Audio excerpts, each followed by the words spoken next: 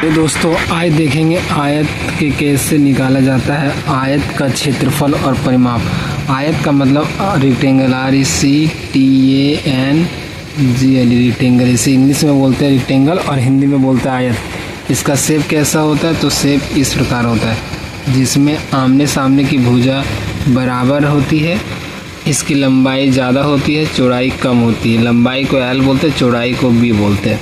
यदि इसका हम परिमाप की बात करें, परिमाप मतलब पेरीमीटर, PERIMETER पेरीमीटर, तो पेरीमीटर इक्वल टू होता है 2 × L + B, मतलब 2 × लंबाई प्लस चौड़ाई है। यदि इसका हम क्षेत्रफल की बात करें तो क्षेत्रफल मतलब एरिया इक्वल टू होता है L × B। अब देखते हैं फॉर एग्जांपल एक क्वेश्चन लेते हैं। यदि लंबाई 2 हो और चौड़ाई 1 हो और इसका यदि परिमाप पूछे, परिमाप, तो इसका परिमाप इंटू क्या होता है 2 × L + B। सबसे पहले समझ लेते हैं परिमाप क्या होता है। तो परिमाप का मतलब होता है ये किनारे, ये जो किनारे है उसको परिमाप बोलते हैं। और एरिया का मतलब होता है इसके बीच भाग को एरिया कहा जाता है। जब भी घेराव उराव होता है तो परिमाप में होता है, और जब भी जोताई उताई होता है तो एरिया में होता है। तो परिमाप इक्वल टू क्या होता है 2 × L + B।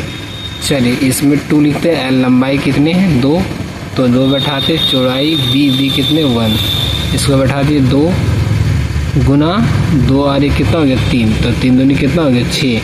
तो 6 यदि ये सेंटीमीटर में होंगे तो सेंटीमीटर में आएंगे, मीटर में होगा तो मीटर में आएगा।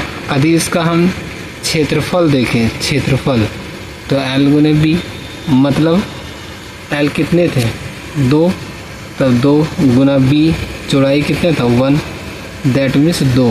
यदि ये सेंटीमीटर तो सेंटीमीटर स्क्वायर आएगा। इसका मतलब जो हमने लिया है शेप का, इस शेप का जिसका 1 सेंटीमीटर है और इधर 2 सेंटीमीटर है, यदि इसके क्षेत्रफल देखें तो 2 सेंटीमीटर स्क्वायर आएगा। यदि इसका परिमाप देखें तो 6 सेंटीमीटर आएगा। हमारे चैनल को सब्सक्राइब करें।